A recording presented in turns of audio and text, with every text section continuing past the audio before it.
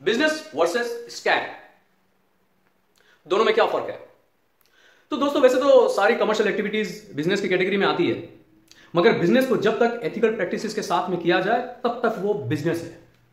और जब बिजनेस में अनएथिकल प्रैक्टिसेस को एडॉप्ट कर लिया जाता है तो वो एक स्कैम बन जाता है। तो हम भी जो अपनी डे टू डे लाइफ में इन सब बिजनेस से डील करते हैं, तो हमें भी हमारे अंदर जो है वो अवेयरनेस को जगाना होगा इस चीज को लेके।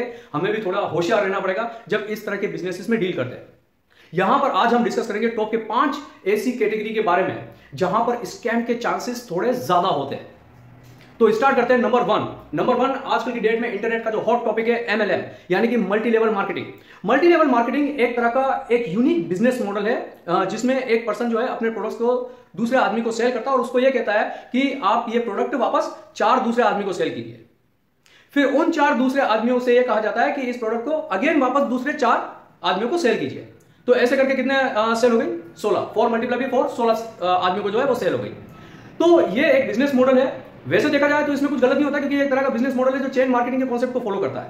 तो प्रॉब्लम यह होता है कि जब आप जो प्रोडक्ट जो सेल कर रहे हैं, अगर उसकी इंट्रिंसिक या रियल वैल्यू भी उतनी है जितनी की उसकी सेलिंग प्राइस है, तब तक तो बात ओके है। यानी कि जो प्रोडक्ट आप सेल कर रहे हैं वो सपोज 2000 रुपए की वैल्यू का, उसको आप 2500 या 3000 में अगर नेक्स्ट पार्टी को सेल कर रहे हैं तो सब ओके, ठीक है, कोई दिक्कत नहीं है। जब तक कि प्रोडक्ट सही है, उसकी क्वालिटी ठीक है, कुछ इलीगल एक्टिविटीज नहीं है, तो सब ओके है। मगर अगर 2000 के प्रोडक्ट को कोई इसी चेन मार्केटिंग या MLM का यूज करके 10,000 में सेल करता है कमीशन की लालच में, यानी कि यह है कि आप इसको 4 आदमी को और बेच दो तो जो आप बेचोगे उस पर आपको कमीशन मिलेगा। फिर वो 4 आदमी अगेन नेक्स्ट जो 16 आदमियों को बेचेंगे उसके ऊपर भी आपको एक फिक्स्ड कमीशन मिलेगा। तो यानी कि ये चेन जितनी बढ़ती जाएगी आपके कमीशन भी उतने ही बढ़ता जाएगा। तो ये आदमी में लालच पैदा करता है। तो दोस्तों समझ आ गया MLM कब लीगल होता है, कब इलीगल हो जाता है, कब ये एक बिजनेस होता है और कब ये एक स्कैम बन जाता है। अब आते हैं दूसरी कैटेगरी के ऊपर, फाइनेंशियल कैटेगरी। फाइनेंशियल कैटेगरी में आजकल आपने देखा होगा कि मार्केट में बहुत सारे फाइनेंशियल एडवाइजर्स है, फाइनेंशियल कंसल्टेंट्स है, वेल्थ मैनेजर्स है, पोर्टफोलियो मैनेजर्स है, जो आपकी वेल्थ को प्रॉपर तरीके से ऑप्टिमम यूटिलाइजेशन करवाकर उससे ज्यादा से ज्यादा रिटर्न कमाने का दावा करते हैं।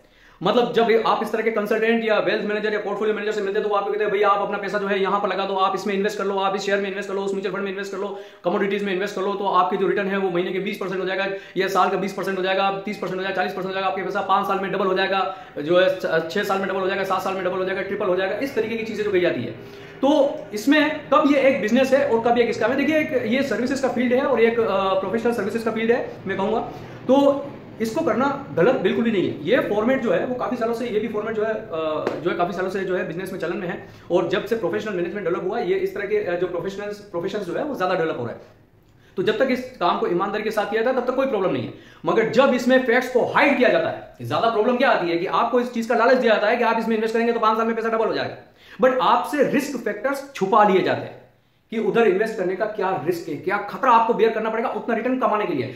दूसरी बात और भी है कि ये सारे रिटर्न जो होते हैं वो किसी ना किसी एजम्पशंस के ऊपर बेस्ड होते हैं, यानी कि आप ये कर दो तो ये होगा वरना नहीं होगा। और इस तरह के एजम्पशंस भी आपसे हाइड कर लिए जाते हैं, छुपा लिए जाते हैं। अगर इस तरह की हरकतें जो है, एक्टिविटीज जो है आपके साथ आपका वेल्थ मैनेजर या फाइनेंशियल एडवाइजर कर रहा है तो समझ लीजिए ये एक स्कैम है। और अगर आपको सारे फैक्ट्स प्रॉपर्ली डिस्क्लोज किए हुए हैं, आपको जो रिस्क एनालिसिस जो है पूरा डिस्कस किया हुआ है, कहां आपका पैसा लगना है, किस तरीके से इनकम जनरेट होगी, किस तरह से आपके बैंक अकाउंट में पैसा आएगा, अगर ये सब चीजें ट्रांसपेरेंसी के साथ अगर आपके साथ खुलकर डिस्कस हो गई है तो दैट मींस कि वो एक जेन्युइन बिजनेस है। अब आते हैं नंबर 3 पे, ई कॉमर्स। ई कॉमर्स आजकल हम सब लोग जो है काफी सारी चीजें ऑनलाइन बाय करते हैं, जो अलग अलग ई कॉमर्स प्लेटफॉर्म है वहां से बाय करते हैं। तो आजकल तो क्या हो गया कि ये जो इंडस्ट्री है काफी ज्यादा रेगुलेटेड हो गई है, बहुत ज्यादा इसके अंदर जो है प्रोफेशनलिज्म आ गया, प्रोफेशनल मैनेजमेंट आ गया, तो इतना ज्यादा फ्रॉड या स्कैम के चांसेस इसमें जो है काफी कम हो गए एज कंपेयर टू बिफोर। यानी कि जो 20-25 साल पहले होता था, अब जैसे हमारे टाइम में 20-25 साल पहले जो है इस तरीके से कहते थे कि भाई आप ऑनलाइन एक मोबाइल ऑर्डर करते हो तो आपको एक साबुन की टिकिया पकड़ा दी जाती है। तो इस तरह की हरकतें अगर होती है तो वो एक स्कैम है।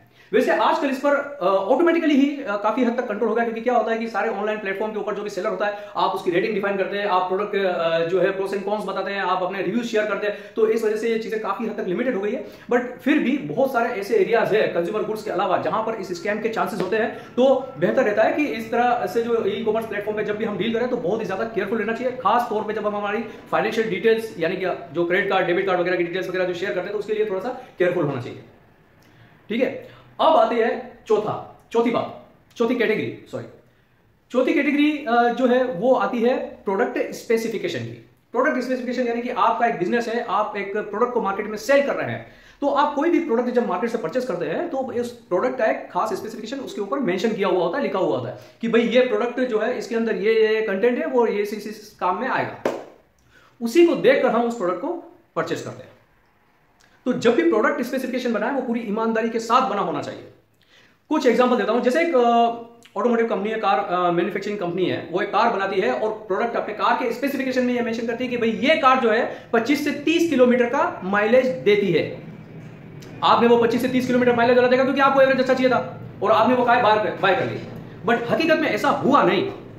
वो कार मुश्किल से 18 किलोमीटर का एवरेज दे पाती है। तो ये एक स्कैम है जहां पर मैन्युफैक्चरर जानबूझकर इस फैक्ट को मैनिपुलेट करता है कि वो कार 25 से 30 किलोमीटर का माइलेज देती है, जबकि हकीकत में वो ये बात अच्छी तरीके से जानता है कि ये कार कभी भी 18 किलोमीटर से ज्यादा का माइलेज दे ही नहीं सकती। ठीक है। दूसरा एग्जांपल जैसे एक डिस्कस करते हैं कि जैसे हेल्थ ड्रिंक हो गए। आजकल हेल्थ ड्रिंक भी जो है मार्केट में काफी ज्यादा पॉपुलर है, लोग बहुत ज्यादा बाय करते हैं, जाहिर सी बात है हेल्थ कॉन्शियस हो गए तो इनके ऊपर भी जो है, जो आप उसका बॉक्स या डिब्बा खरीदते हैं तो उसके पीछे भी प्रोडक्ट स्पेसिफिकेशन पूरा आता है, भाई इसमें कौन कौन से विटामिन कितनी कितनी क्वांटिटीज में कितनी कितनी मात्रा में है, और उसमें प्रोटीन है, कैल्शियम है, मैग्नीशियम है, जिंक है, कितनी कितनी मात्रा में। सपोज मान लीजिए कि उसके अंदर ये लिखा हुआ है कि प्रोटीन सपोज इसमें है 200 ग्राम, ठीक है, मगर एक्चुअल में वो प्रोटीन 200 ग्राम नहीं होता, वो सिर्फ 100 ग्राम या 120 ग्राम ही है। और ये बात मैन्युफैक्चरर तो जानता ही है क्योंकि वो प्रोडक्ट को बना रहा है। तो इसलिए जब वो जानते हुए में ये बात लिखता है कि उसके अंदर प्रोटीन कंटेंट 200 जो है ग्राम है, ये जानते हुए भी कि जबकि वो एक्चुअल में 100 या 120 ग्राम ही है, फिर भी वो जो प्रोडक्ट स्पेसिफिकेशन में 200 ग्राम मेंशन करता है तो वो एक स्कैम है। और अगर 200 ग्राम बोल रहा है, 200 ग्राम ही है, तो वो जेन्युइन बिजनेस है, कोई दिक्कत नहीं है। तो इस तरह की चीजों में, इस तरह के प्रोडक्ट को बाय करने में हमेशा प्रोडक्ट स्पेसिफिकेशन, खास तौर पे हमें इस बात को ध्यान तब रखना चाहिए जब हम खुद एक मैन्युफैक्चरर हो, हम खुद एक डीलर हो, तो हमें इस बात का खास ख्याल रखना चाहिए, क्योंकि लॉन्ग टर्म के लिए इस तरह की शॉर्ट टर्म स्ट्रेटेजी वर्क नहीं करती। इस तरह की प्रैक्टिसेस अडॉप्ट करके कोई भी एक सक्सेसफुल बिजनेसमैन नहीं बन सकता। आज नहीं तो कल आप पकड़े जाओगे, कल नहीं तो परसों आप पकड़े जाओगे, कभी ना कभी ये बात सामने आएगी, और जिस दिन ये बात सामने आएगी उस दिन पूरा का पूरा आपका एम्पायर खत्म हो जाएगा। जितनी मेहनत से आप काम करते हो, इतने साल, हो सकता है 5 साल, 10 साल, 15 साल आपने बड़ी मेहनत से काम किया हो, मगर एक सिर्फ फैक्ट जो है आपका पूरा बिजनेस खत्म कर सकता है। तो इसलिए बिजनेस हमेशा उसूल के साथ, ईमानदारी के साथ करना चाहिए। जो चीज है वो फुल ट्रांसपेरेंसी के साथ, फुल अपने प्रोडक्ट के साथ में डिस्क्लोज कर दो। जब भी कस्टमर आता है उसको बता दो भाई इसमें ये अच्छी बात है, ये बुरी बात है, खत्म बात। कस्टमर को डिसाइड करने दो कि उसको लेना है नहीं लेना। झूठ बोल के कभी भी अपना माल मत बेचो, वरना लॉन्ग टर्म में आप कभी भी सक्सेसफुल नहीं हो सकते। अब आती पांचवी और last category, duplicate goods, fake brands. आपने देखा होगा कि बहुत सारे यूजुअली क्या होता है, जैसे जो वेल नोन ब्रांड्स है, चाहे वो जूतों में है, कपड़ों में है, या और किसी चीज में वेल नोन ब्रांड्स है, इसकी कॉपी जो है मार्केट में आना जो है स्टार्ट हो जाती है जब भी कोई नया डिजाइन या प्रोडक्ट इनका लॉन्च होता है। तो इस तरह की चीजें जो है वो मार्केट में बहुत ज्यादा, क्योंकि क्या होता है कि ये प्रोडक्ट जनरली बहुत महंगे होते हैं और हर किसी को ब्रांड पहनने का शौक होता है, मगर हर कोई ब्रांड अफोर्ड नहीं कर सकता, तो वो डुप्लीकेट ब्रांड्स खरीदते हैं। तो वैसे तो ये इलीगल है, डुप्लीकेट ब्रांड्स बनाना, खरीदना, बेचना, व्हाटएवर जो भी इसमें एक्टिविटीज इन्वॉल्व होती है वो सबके सब इलीगल एक्टिविटीज है।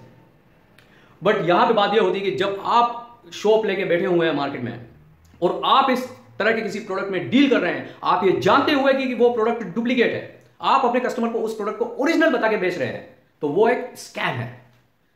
Be aware of this. आज नहीं तो कल आपकी सच्चाई लोगों के सामने खुल ही जाएगी कि आप किसी ब्रांड का डुप्लीकेट सेल कर रहे हैं और पैसा लगा रहे हैं उसमें ब्रांड के जैसा, बट माल जो है वो डुप्लीकेट है और आप इस बात को अच्छी तरीके से जानते हैं। ये बहुत ही सीरियस मैटर हो सकता है। तो दोस्तों आज का ये वीडियो था जो था वो बहुत ही समझता हूं कि इंफॉर्मेटिव वीडियो था कि कहां हमें इस तरह की जो कैटेगरी, जो 5 कैटेगरी हमने डिस्कस की है, इनके साथ जब डील करें तो किस तरीके से डील करना, हमें उनके साथ में किस तरीके से जो है ना हमें अवेयर रहना, हमें चौकन्ना रहना इस तरह की कंपनियों के साथ, इस तरह के जो सेलर्स है उनके साथ डील करने में। देखिए मैं हमेशा जो है यही एडवाइस करता हूं कि बिजनेस हमेशा प्रिंसिपल्स के साथ करो, उसूल के साथ करो, ईमानदारी के साथ करो। लॉन्ग टर्म स्ट्रेटेजी सिर्फ और सिर्फ ईमानदारी के साथ बिजनेस करना ही है। ऑनेस्टी का और मेहनत का कोई सानी नहीं है। इस तरह की ट्रिक्स प्ले करके शॉर्ट टर्म में आदमी पैसा बना तो सकता है, मगर आज नहीं तो कल वो सबका सब पैसा निकल जाएगा, आपकी गुडविल खराब हो जाएगी मार्केट में, आपकी इज्जत खराब हो जाएगी, आपकी शोहरत खराब हो जाएगी, आपका बिजनेस एम्पायर खत्म हो जाएगा, सब कुछ खत्म हो जाएगा। यहां पर मैं एक बहुत ही अच्छा एग्जांपल देना चाहता हूं, एक बहुत ही सुपर बिजनेसमैन एंटरप्रेन्योर का, जो सिर्फ भारत में ही नहीं पूरी दुनिया में मशहूर है। मैं बात कर रहा हूं सर रतन टाटा की। सर रतन टाटा के लिए बोला जाता है कि वैसे तो बहुत सारे इंडस्ट्रियलिस्ट बिजनेसमैन जो हैं टॉप के हैं इंडिया में, बट रतन टाटा के लिए स्पेशली जो है वो ये बोला जाता है कि रतन टाटा सर जो है वो बिजनेस उसूलों के साथ करते हैं, वो कभी अपने एथिक्स के साथ में कॉम्प्रोमाइज नहीं करते। और यही वजह है कि एक ब्रांड, एक गुडविल क्रिएट होती है। आज अगर हम टाटा का कोई प्रोडक्ट खरीदते हैं तो बहुत ही ट्रस्ट के साथ खरीदते हैं, फुल कॉन्फिडेंस के साथ खरीदते हैं, 100% कॉन्फिडेंस के साथ खरीदते हैं, क्योंकि हम जानते हैं कि ये टाटा है। तो ये कुछ फर्जीवाड़ा तो कर ही नहीं सकता, ये कुछ स्कैम कर ही नहीं सकता। ये जो बोल रहा होगा वो 100% होगा। अपने बिजनेस को भी टाटा की तरह बनाइए, उनसे सीखिए, सर रतन टाटा सर से सीखिए किस तरह उसूलों के साथ बिजनेस किया जाता है। उम्मीद करता हूं वीडियो पसंद आया होगा। नेक्स्ट वीडियो में फिर से मुलाकात होगी, तब तक के लिए good bye for now and take good care of yourself.